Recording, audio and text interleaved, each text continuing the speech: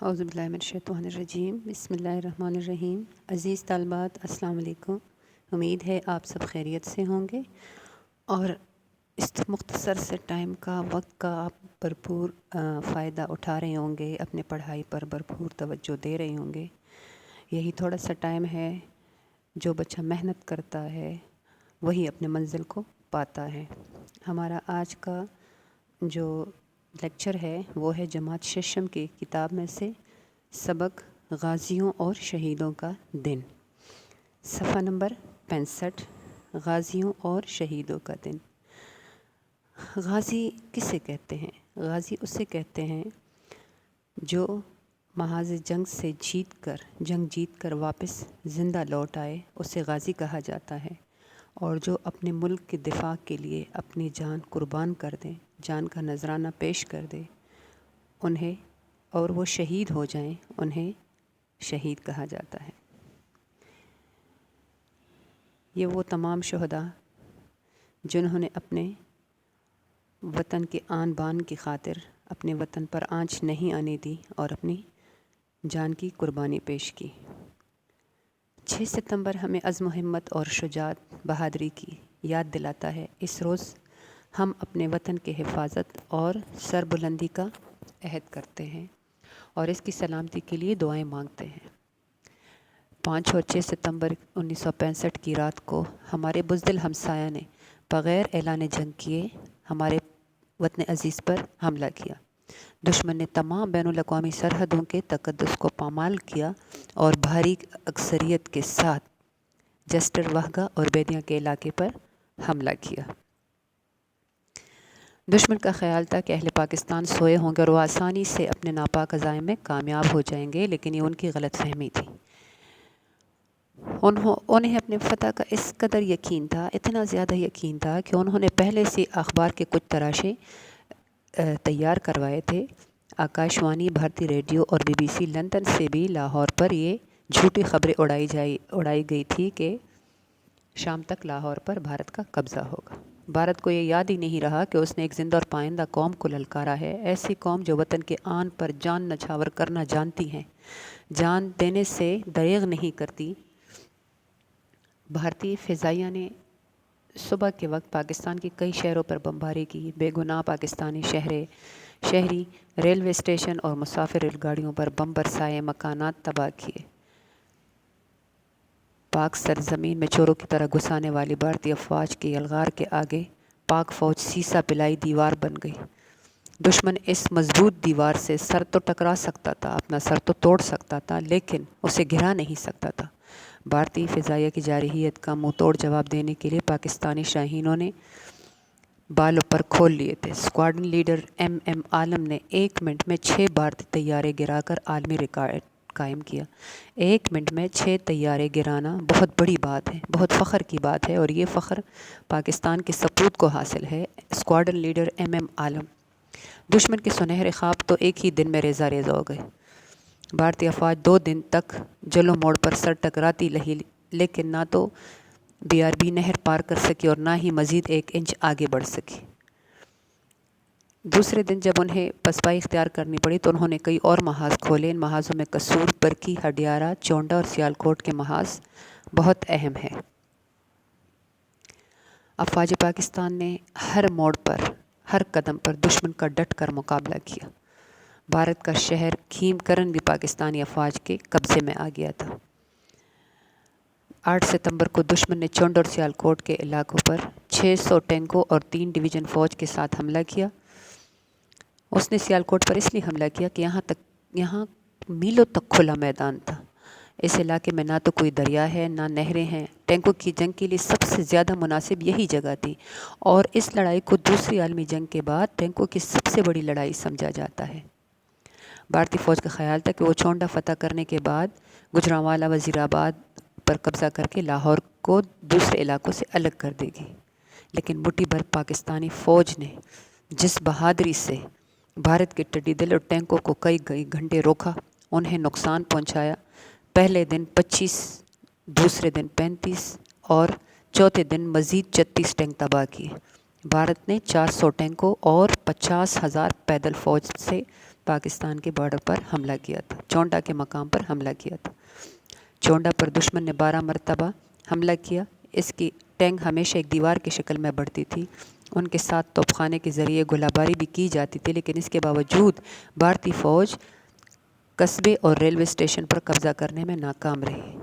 پاکستانی فوج کے جیالوں نے چونڈا کے محاذ کو ٹینکوں کا قبرستان بنا دیا۔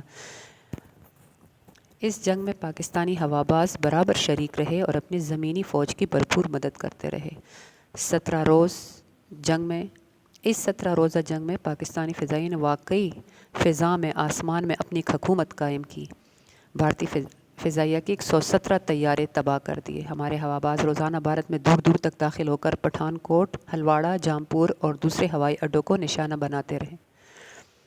بھارتی فضائیہ ہمارے ہواباز ہمارے جوانوں کے سامنے بے بس ہو کر رہ گئی تھی۔ پاکستان کے بحری افواج نے اپنے ساحل اور سمندروں کو محفوظ کیا۔ 3 بھارتی ہوائی جہاز مار گرائے اور ایک بحری جنگی جہاز تباہ کیا۔ 17 دن میں بھارت کا جنگی جنون سرد پڑ گیا۔ وہ 17 دن میں اپنا 1600 مربع میل علاقہ کھو چکا تھا۔ نتیجہ یہ ہوا کہ اس نے اقوام متحدہ میں گڑ گڑا کر جنگ بندی کی درخواست کی۔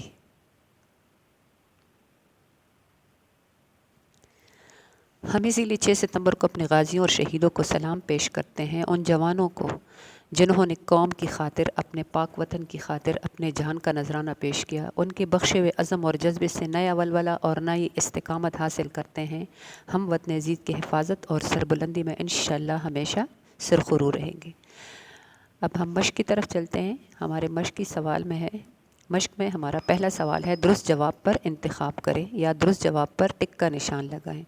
ابھی ہم نے چیپٹر میں پڑھا ہے، جو خلاصہ میں نے بتایا اس میں ہم نے پڑھا ہے کہ بھارت نے پاکستان پر حملہ کیا۔ یہ پیپر میں اس طرح بھی آ سکتا ہے، بھارت نے پاکستان پر کب حملہ کیا، یا بھارت نے پاکستان پر ڈیش کو حملہ کیا، یعنی 6 ستمبر 1965 کو۔ 6 ستمبر 1965 کو بھارت نے پاکستان پر حملہ کیا۔ جنگ ستمبر جاری رہی۔ کتنے دن جاری رہی؟ 17 دن۔ جنگ ستمبر 17 دن جاری رہی۔ دوسری عالمی جنگ کے بعد ٹینکوں کی سب سے بڑی لڑائی لڑی گئی تھی چونڈا سیالکوٹ میں۔ چونڈا سیالکوٹ میں دوسری عالمی جنگ کے بعد ٹینکوں کی سب سے بڑی لڑائی لڑی گئی۔ 1 منٹ میں 6 بھارتی طیارے تباہ کر کے عالمی ریکارڈ قائم کیا اسکواڈرن لیڈر MM عالم نے۔ پاکستانی فوج نے بھارت کے علاقے پر قبضہ کر لیا، 1600 مربع میل۔ مختصر جواب ہے ہمارے پاس، بھارت نے 6 ستمبر کو پاکستان کے کون سے علاقوں پر حملہ کیا؟ بھارت نے 6 ستمبر کو پاکستان کے جسٹر، واہگہ اور بیدیاں کے علاقے پر ایک ہی وقت میں حملہ کیا۔ جسٹر، واہگہ اور بیدیاں کے علاقے پر حملہ کیا۔ بھارت نے سیالکوٹ کے علاقے پر کیوں حملہ کیا؟ بھارت نے سیالکوٹ کے علاقے پر اس لیے حملہ کیا کہ یہاں پر میلوں تک کھلا میدان ہے اور ٹینکوں کی جنگ کے لیے سب سے زیادہ مناسب یہی جگہ تھی۔ چونڈا پر بھارت نے کتنے ٹینکوں اور پیدل فوج سے حملہ کیا؟ تو بھارتی فوج نے 400 ٹینکوں کے ساتھ اور 50,000 پیدل فوج کے ساتھ چونڈا پر حملہ کیا۔ بھارت نے 400 ٹینکوں اور 50,000 پیدل فوج کے ساتھ چونڈا پر حملہ کیا۔ چونڈا کے محاذ پر دشمن کو منہ کی کھانی پڑی، ان کے تمام ٹینک تباہ ہو گئے اور پاکستانی جیالوں نے چونڈا کے محاذ کو ٹینکوں کا قبرستان بنا دیا۔ اچھا، پھر ہے آپ کے خیال میں بھارت پاکستان پر حملہ کر کے کن اصولوں اور ضابطوں کے پامالی کا مرتکب ہوا؟ یہ تو آپ کے خیال کے مطابق، لیکن ویسی اس میں بھارت جو ہے اس نے ان دو اصولوں کی پامالی کا مرتکب ہوا۔ ایک تو یہ کہ بغیر اعلان جنگ اس نے پاکستان پر حملہ کیا۔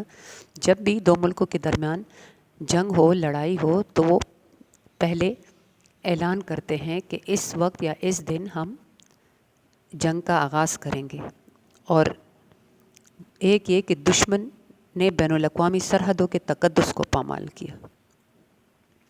ہم 6 ستمبر کا دن کیوں مناتے ہیں، اس پر مختصر مضمون لکھیں۔ ظاہر ہے جو غازی، جو شہید، جنہوں نے 1965 کی لڑائی میں بڑھ چڑھ کر حصہ لیا،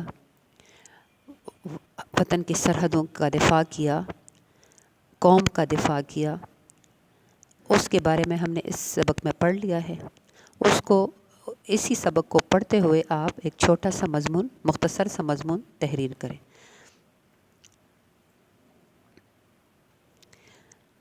معنی لکھیں۔ زوم کہتے ہیں غرور کو، گھمنڈ کو، تکبر کو، ایٹیٹیوڈ کو۔ عزم پختہ ارادہ، یعنی پکا ارادہ، مضبوط ارادہ۔ بختربند مضبوط لوہے کی گاڑیاں، وہ گاڑیاں جس پر کوئی بارود اثر نہیں کرتا۔ ٹڈی دل بہت زیادہ تعداد میں، کثیر تعداد میں۔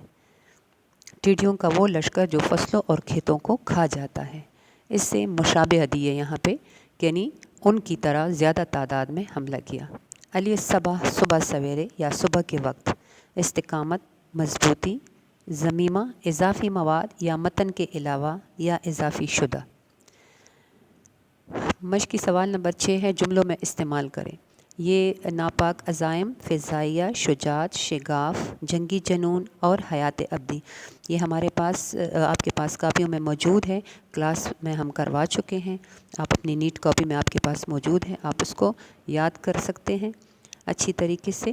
پھر بھی ناپاک عزائم، برے ارادے، دشمن ہمیشہ اپنے ناپاک عزائم میں ناکامیاب ہوتا رہا۔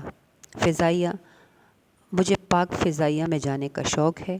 شجاعت، حضرت علی رضی اللہ کی شجاعت کی مثال کہیں نہیں ملتی۔ شگاف، دراڑ یا سوراخ۔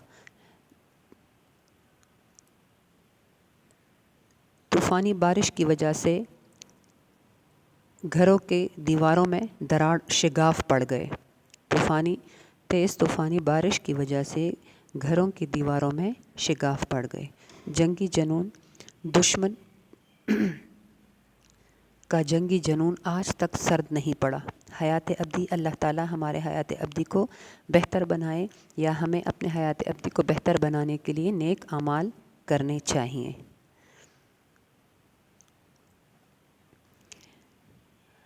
جمع کے واحد اور واحد کے جمع لکھیں۔ عزائم، عزم، یہ بھی آپ کی اردو بی کی کاپی میں یہ کام ہو چکا ہے، وہاں پر آپ کے پاس موجود ہے۔ عزائم، عزم، افواج، فوج، اخبارات، اخبار، قوم، اقوام، قلعہ، قلعے، ہوائی اڈہ، ہوائی اڈے، طیارہ، طیارے۔ سوال نمبر 8 ہے، اس سبق میں سے اسم عام اور اسم خاص الگ الگ کر کے لکھیں۔ یہ بھی آپ کی کاپی میں موجود ہے، صرف آپ کو بتانے کے لیے کہ اسم عام وہ اسم، وہ نام جو عام ہو، جیسے لڑکا، لڑکی، مرد، عورت، کتاب، کاپی۔ اور اسم خاص وہ ہے جس کا نام ہو، جیسے سیالکوٹ، بھارت، پاکستان، ایم عالم۔ اس طرح آپ اس سبق میں الگ الگ کر کے لکھ لیں۔